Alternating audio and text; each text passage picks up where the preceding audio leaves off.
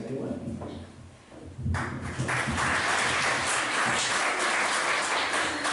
Okay, thanks a lot.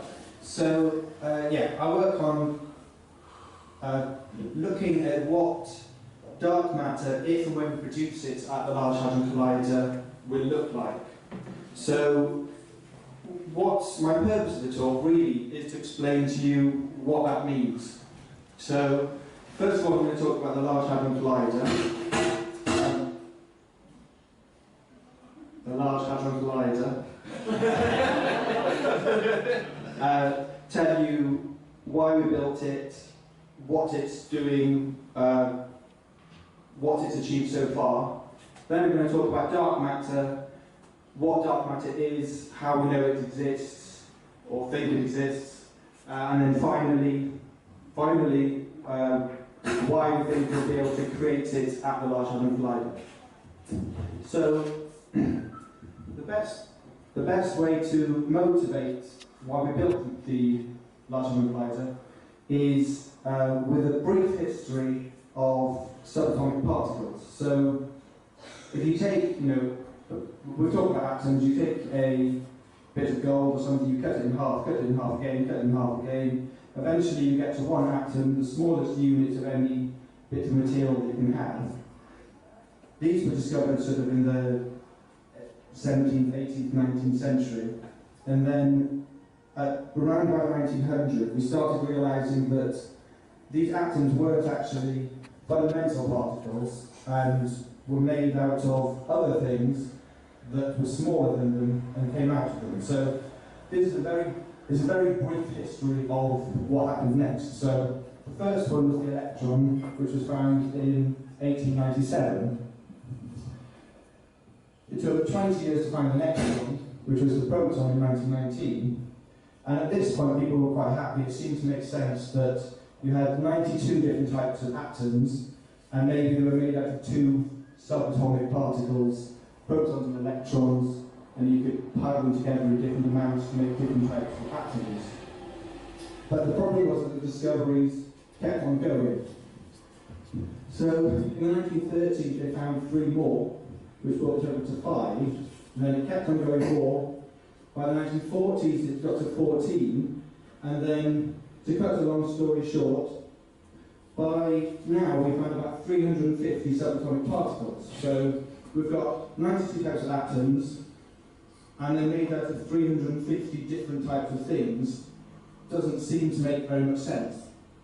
So these are all, when we say these discoveries, these are things that experimentalists found by doing experiments.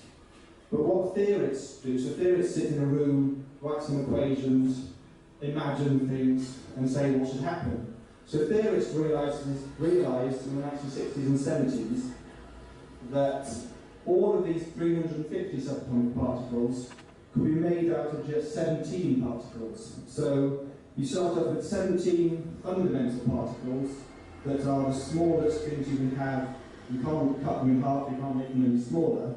And all the other 350 are made by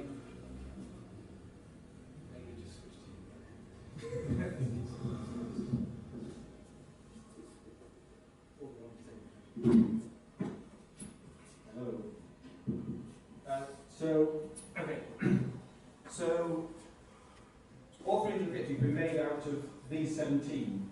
So, for example, a proton, which is one of those 350, is made out of 2 of these up-type quarks and 1 of these down-type quarks, whilst a neutron is made out of 2 of the down-type quarks and 1 of the up-type quarks.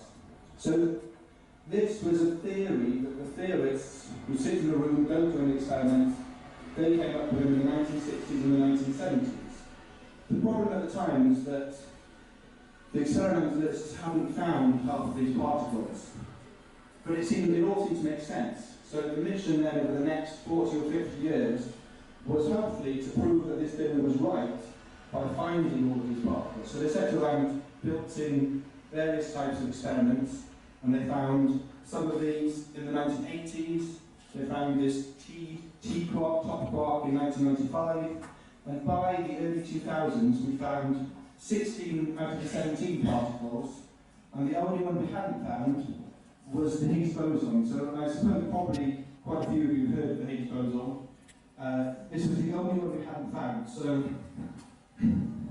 this theory worked perfectly so far, but actually the one that we doubted the most, the least sure existed, was the Higgs boson. So we were quite keen to try and find it.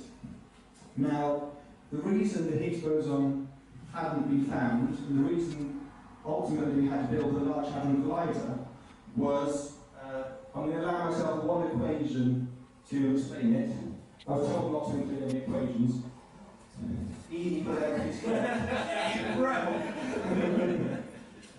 So, what this means is energy equals mass times the speed of light squared. So, what this tells us is that energy and mass are basically the same thing. They're two sides of a coin.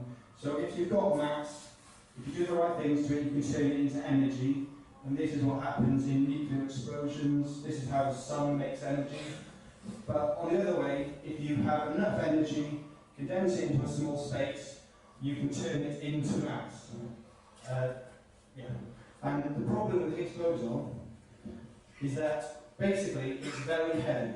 And so you need a lot of energy to do it. If we hadn't had enough energy, then we could compress into a small space to make the Higgs boson. So this is where the Large Hadron Collider comes in. So this is sort of a cartoon of a Large Hadron Collider. What you've got is a 27-kilometre underground tunnel, and it's about 100 to 200 metres beneath the surface. And in it, we've got a vacuum tube which has protons in it, and we accelerate them around and around and around, speeding them up using electric and magnetic fields. You can speed them up faster, faster, faster, faster, till they're going basically the speed of light. They're going, I can't quite remember the number, something like 99.99991 the speed of light, give or take a 9. And you do one beam of these protons going in one direction, and then another beam going in the opposite direction, which is also going at the speed of light, basically. And then at certain points, you cross the beams, never cross the beams, but you cross the beams, and the kinetic energy in those protons crash into each other, and if you're lucky, you get enough energy density in a small space to use the E equals mc squared, and you turn that kinetic energy into the mass of a Higgs boson. So we produce a Higgs boson, and we hopefully detect it and say, yay, we found the Higgs boson. So that's a cartoon of what it looks like. In real life, it looks like this. So basically, it's miles after miles after miles of a tunnel that's got a slight curvature that just keeps going on and on and on. And you've got this collider, which has lots of fancy magnets in it for things to keep it as a vacuum. And then once every few miles, you've got something that looks like this, which is at the collision points. So when you collide these protons, you don't just make Higgs bosons, you make hundreds of stuff that we don't really care about very much. But you need to collect all of them so that we can see them all, figure out what happened, and hopefully, well, discover the Higgs boson and anything else that happens to come out. This one has the catchy name of Compact Muon Solenoid Detector, but we call it CMS for short. Okay, so this machine took about 15 years to build, about 15 years to design, then about 10 years and £5 billion to build it. Then it had 6,000 engineers and physicists to keep it running, analyse all the data. They turned it on in 2009.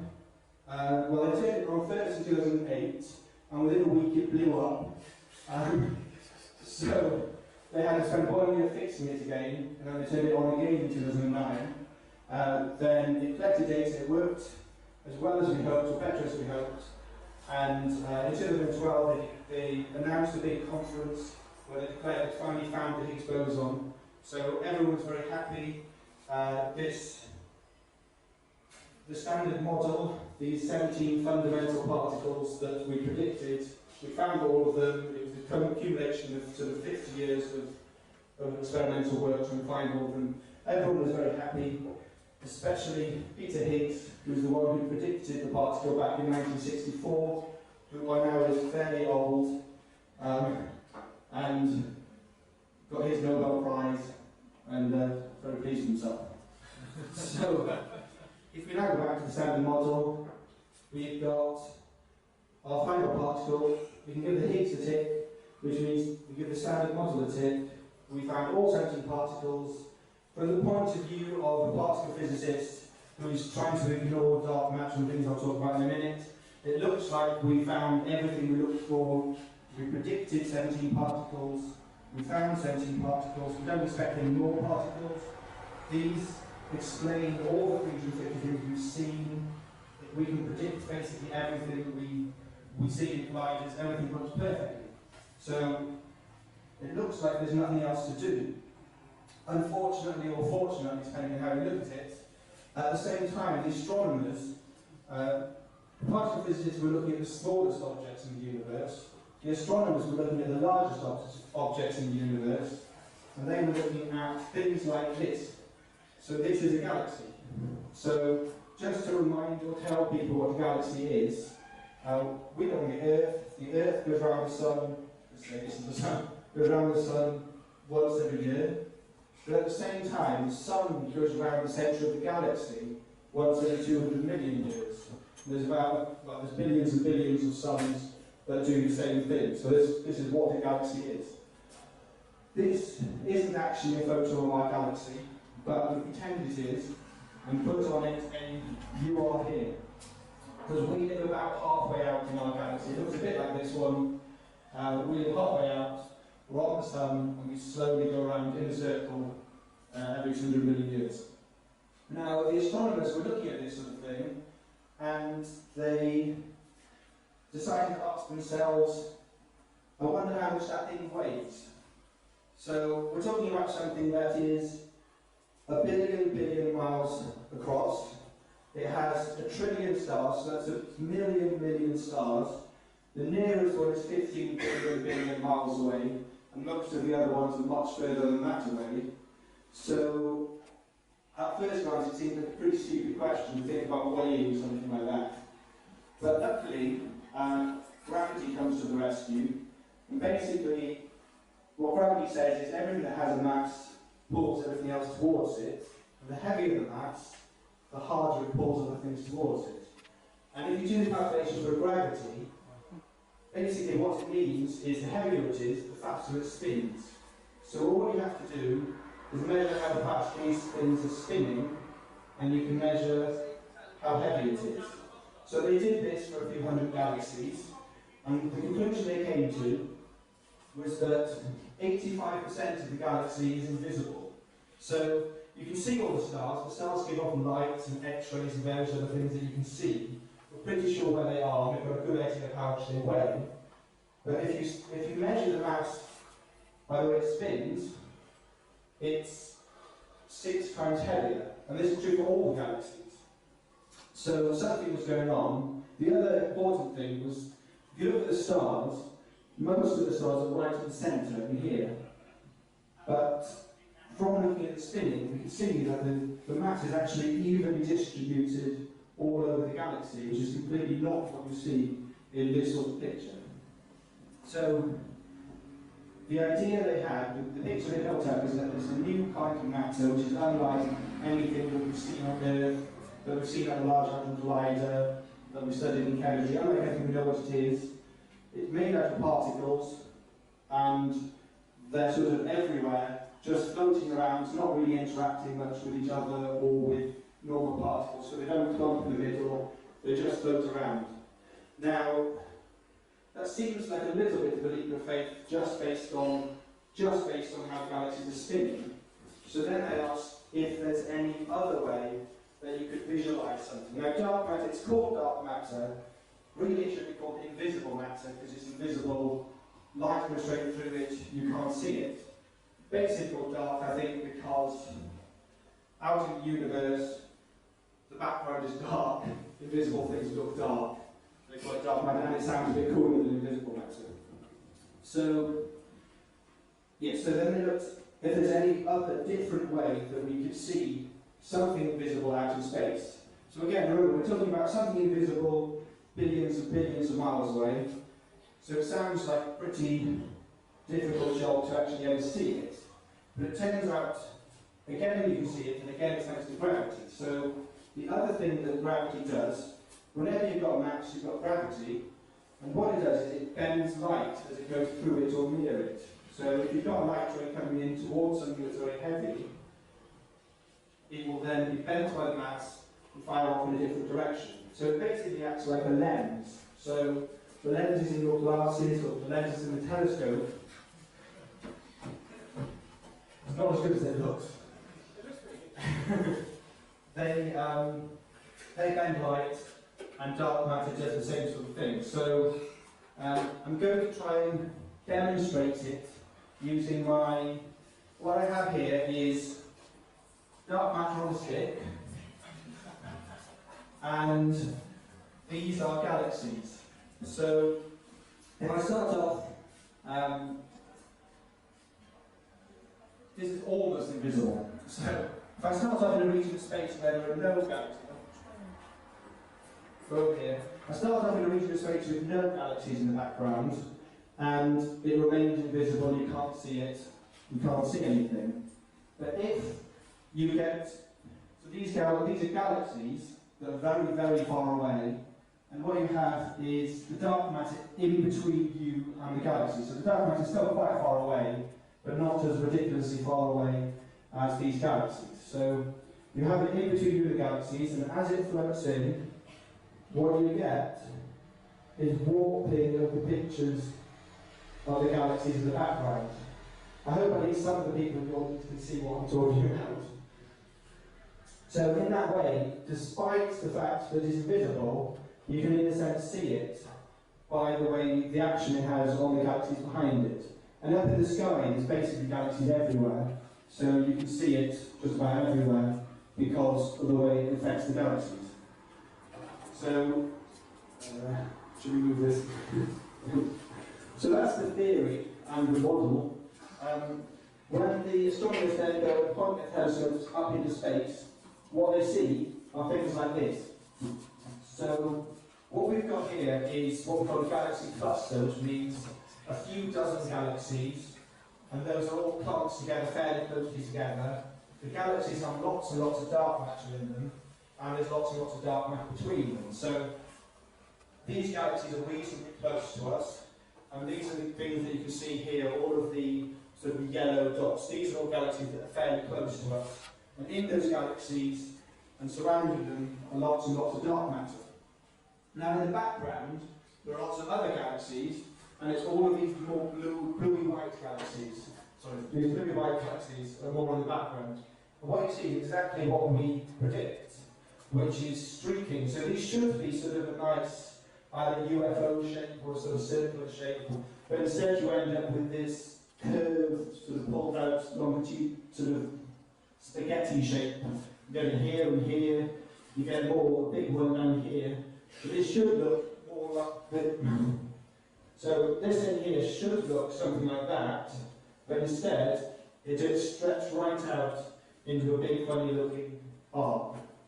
So from doing that, you can essentially see the dark matter that's in and around these galaxies, and again, the heavier it is, the more gravity it is, the more it warps the images behind. So you can actually measure the mass again by measuring the degree of warping of the images in the background. And again, so they do this, they've done this in lots of different places, lots of different ways, and what you find again is that 85% of the universe seems to be made out of something invisible. Now, if we turn back to the standard model, we had 17 particles in the standard model, we found 17 particles in the standard model, none of these can possibly be dark matter. We know what all of them do, none of them are invisible, dark matter isn't here. So despite us finding the Higgs boson, being very smug of ourselves and thinking that we understand everything, it turns out that we actually understand 15% of the universe, and the other 85% is missing. So, assuming we can't ignore that, it means that we've got at least one particle that's missing. So we've got a dark matter particle that's missing. So what we need to do is add some kind of dark matter particle in. At least one. To be fair, there could be lots of them, but we like to start off with one because that's easier. So we've got a dark matter particle. Now, to start off with, we have no idea how heavy or light this would be, because we know the density, we know how much it adds up to in the galaxy, but that could be made out of lots and lots and lots and lots of very light dark matter particles, or relatively few very heavy dark matter particles. But at this point, we turn to the cosmologists. Now, the cosmologists are people that work on things like the Big Bang. So just to remind you of the Big Bang, we look out today and we see that all the galaxies are all flying away from each other and getting colder. And if you run time backwards, that means that in the past the universe was smaller and hotter, and smaller and hotter and smaller and hotter, and at some point it was all in one place and it was really ludicrously hot. And you had enough energy to make any matter that you wanted. Now the cosmologists work on this sort of thing, and they, surprisingly to me anyway, can actually predict accurately how much different proportions we get of different elements in the universe today. So hydrogen, helium, lithium, they can actually do calculations and predict the different proportions of this that we should have, and they're right, so we trust them, they seem to work. So you can then ask them, well, if I add in a dark matter particle, and I want there to be 5 times more dark matter particles than the rest of the standard model of particles combined, how much does it have to weigh? And amazingly, the answer they come up with is basically about the same amount as the Higgs. And so they say, well, it needs to interact about as much as the Higgs, and it needs to weigh about as much as the Higgs. And that would give us the 5-to-1 ratio that we see, you know, the 15% to 85% that we see when we do these studies out in the universe. Now, it isn't the Higgs. We know the Higgs isn't dark matter. The Higgs decays into other things that we can see. The Higgs definitely isn't dark matter. But the new particle weighs about as much as the Higgs, and it interacts about as strongly as the Higgs. So at this point, we ask ourselves, if only we had some kind of machine that was designed to produce particles that weighed about as much as the Higgs. So, obviously, we've got the Large Hadron Collider. It was designed to discover the Higgs, and it's done its job. It looks like, basically by accident, we've also built something that's perfect for creating and discovering dark matter. So, finally it gets to why I'm working on making dark matter at the Large Hadron Collider, is because it looks like it's probably going to work, and there's a good chance we'll find it in the next few years. The reason I need to work on it is we've got to remember that these particles are invisible. So, we're producing invisible particles. It's not that easy to see them. In practice, you get loads and loads of things flying off, hundreds of particles from every collision, flying all over the place, and somehow you've got to find an invisible particle mixed into the middle of that. So, I'm not going to go into how I do that, but that's essentially what I do and why I do it. So, that's the end of my talk. Thanks.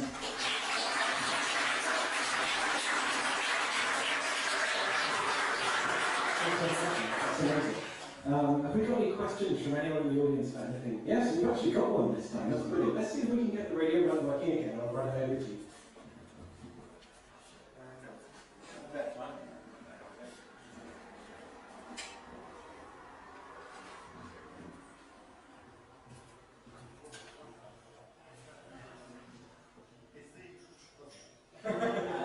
It's the percentage of dark matter even across all universes, is it? So it basically, as well as creating gravity, so things are attracted to it, and it's attracted to things that are heavy. So it tends to clump together in the same sort of places as normal matter. So you have a lot more of it in and around galaxies than you do far away from the galaxy. You get a lot of it, when you've got lots of galaxies come together, like in the galaxy cluster, which is a few dozen galaxies, there's dark matter all around and in between those. If you went far away from any galaxies, there's a lot less dark matter. So to be fair, in some of the galaxies it's up to about 90% dark matter. The average is actually 84%, I think, for the input. So yeah, it's kind of, usually where you see normal matter, that's where you get more dark matter.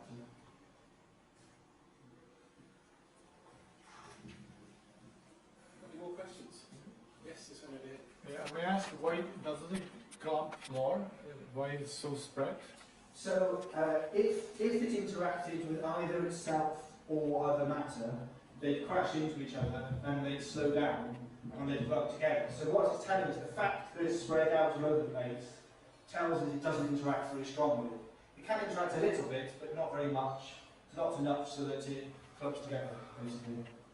So it tells you, so when I say interacting, you've got,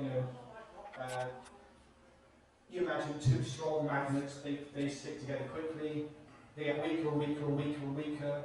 If they're too weak, even if they crash into each other, they just bounce apart again. You don't tend to get these sort of clumping and things happening. You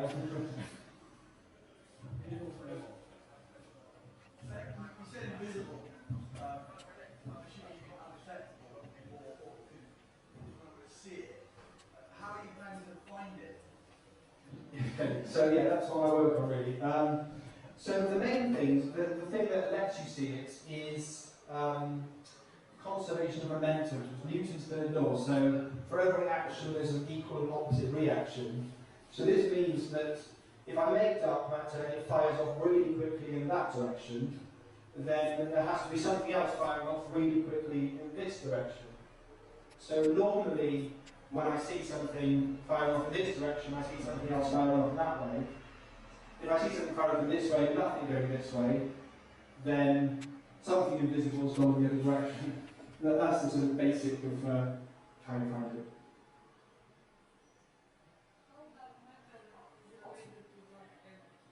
Yeah, anyone that knows it, if anyone knows anything about dark energy, dark matter, I specifically stayed away from dark energy to not confuse things. So they're two completely different things.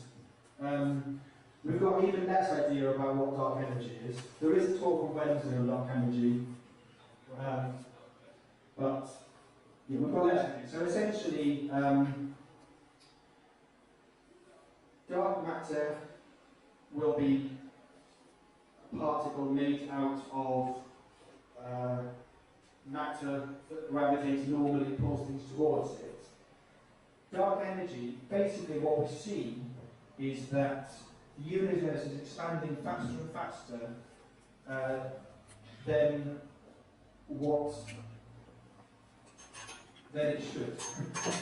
And if you look at the mathematical equations, the way you can make that happen is by inventing a new type of energy that does the opposite to normal gravity and pushes apart instead of pulls, and say, we've got that. And that's about as far as we can really get with it. The reason that we have to study it is because when you do it, it turns out that 70% of the energy, the total energy of the universe, is in this dark energy, and then 25% is in this dark matter, and then 5% is the normal stuff we see. So when I say that we need 50% of the universe, we actually need 5% of the universe. But yeah, the dark energy isn't something that I can create, we can create at a large enough collider. There are lots of ideas about it, but it's basically the universe is expanding too fast and we don't know why.